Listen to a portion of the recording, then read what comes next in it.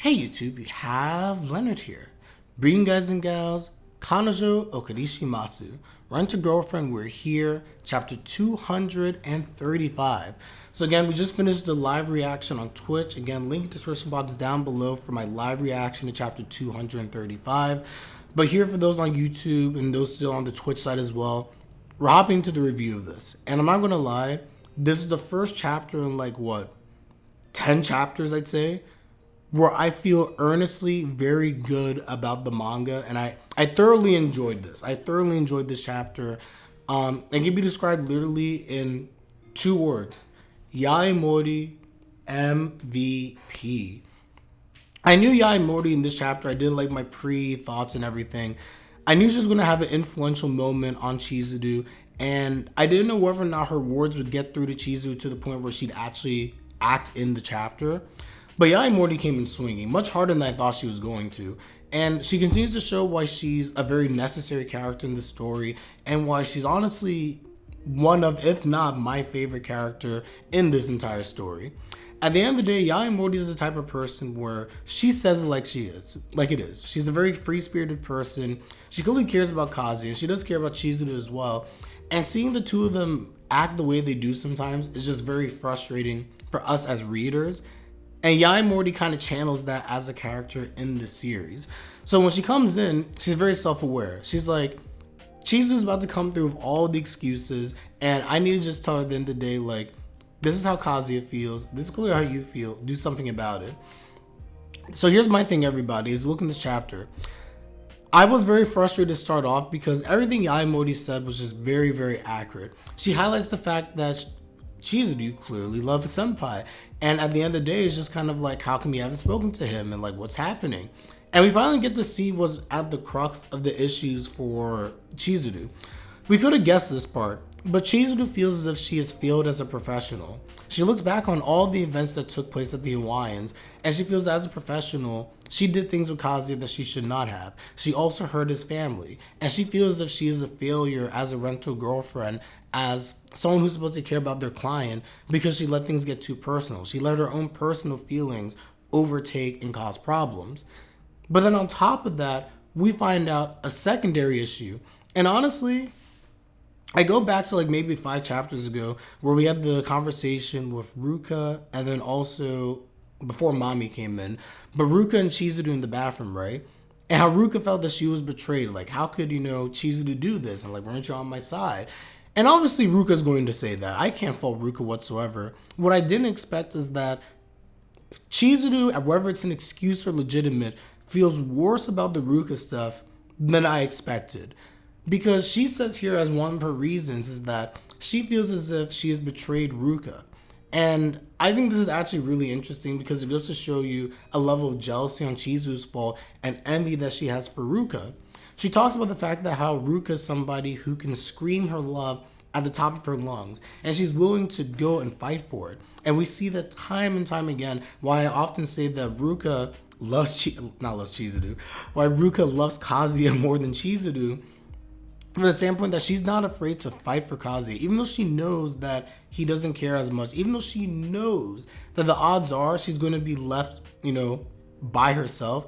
She still continues to fight because of how much that she personally loves Kazuya, and she's also selfless to the point where she was able to put her feelings aside and, in a sense, defend Kazuya and give Chizuru an opening during the line strip because she earnestly cares. That's just my general thoughts on Ruka.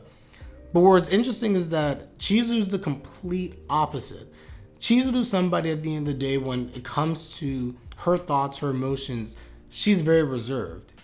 As of right now, she can't be like Ruka. And I think that's a source of jealousy on the part of Chizuru, but also why she feels so bad. She feels as if, at the end of the day, by her pursuing Kazuya, even though she's the reason Kazuya and Ruka are even in this provisional relationship, she's the one who constantly was pushing Ruka. She's the one who also was trying to reassure Ruka throughout chapters, oh, there's nothing between me and Kazuya. All is good. You do your thing. I'm on your side. And at the end of the day, honestly, I would just like to say that's life. It is what it is. You can't be Chizuru so concerned with Ruka and her love and the things that she is doing because Ruka's living her life. And Ruka would probably tell you honestly the same thing. Don't insult my feelings by having pity on me. At the end of the day, I'm doing what I gotta do. If the situations were reversed, everybody, 100%, Ruka wouldn't care what Chizuru's doing. She would stomp on Chizuru to get to Kazuya if she absolutely had to. And I kind of respect that. Chizuru, if you truly love someone, everything that you're saying is nothing but an excuse. And going back to the chapter, that's why I love what Yaemori said. She sums everything up as love. And the fact that Chizuru is simply hiding and just making nothing but mistakes. And she's trying to run away. So very quickly, everyone, this was from the chapter. I think this is page 12. But just very quickly, I wanted to read this because I felt it was very profound, the things that Yaemori said here. She said, and I quote, "But you're just running away, aren't you? If you don't understand your own feelings, that's all the more reason for you to talk it out. Saying that you're a rental girlfriend, and that means you have to keep a lid on your emotions, is just making excuses, don't you think? Going no contact is the worst thing you can do. Doing that over and over is how we got dragged into this mess, right? To a place where there's no going back." Guys, once again, nothing but facts from Yaemori. This is the best line of dialogue that we had the entire chapter. Yaemori spitting nothing but facts. And it's the stuff that I, and honestly, everyone, all of you on Twitch, all of you on the YouTube side, we've been saying for months now. At the end of the day, Chizuru, all you are doing is running away, and you're trying to also make it where it's just like, hey, I don't deserve happiness because I can't articulate my emotions, because I was unprofessional. Kazi can do better without me. I don't deserve anyone. And honestly, it makes me, as frustrated as I get with Chizuru, it earnestly makes me very, very sad for her. Because for someone who, give me a sec, for somebody, everybody in Chizuru who has suffered so much in her life, who has lost her parents, has lost her grandparents, and is essentially alone, she forces herself into a position where she finally finds herself happiness with Kazuya and truly enjoys his grandmother and enjoys his family. But she's going to push all of that aside for these stupid reasons and force herself to basically be alone. And that hurts. It truly hurts because Chizuru is a good person. And Yaemori says as well the fact that you're a good person, you're a good individual. All you're doing, Chizuru, is hurting yourself, and that's not good. So I love that Yaemori said the stuff that she said in this chapter. And she says here, "I want you to man up and face Master's feelings." Yaemori by the end of this isn't sure necessarily that her words struck a chord. And it's kind of funny because Yaemori truly doesn't want to get as involved as she does because she knows this is a Kazuya and Chizuru thing. But given the fact that things got so dire, she really inserted herself into things was just like, I need to say something because this is ridiculous. But at the end of the day, we see at the very last panel a little moment of, 1 second. We see a little moment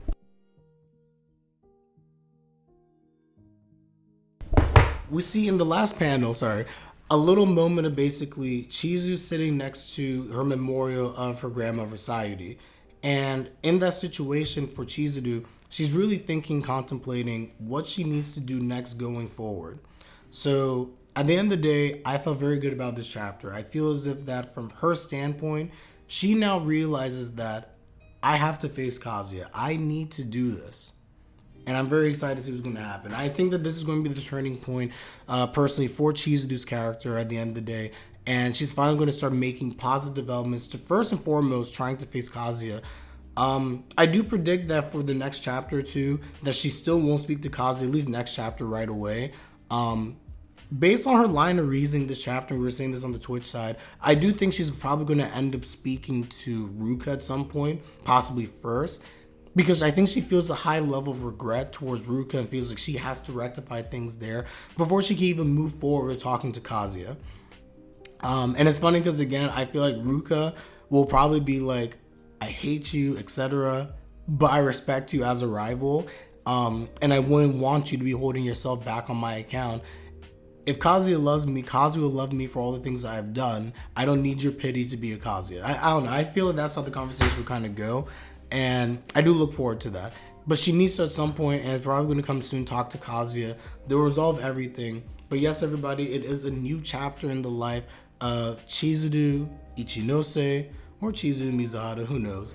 But quite frankly, I'm excited. So everybody, let me know your thoughts again in the comment section down below.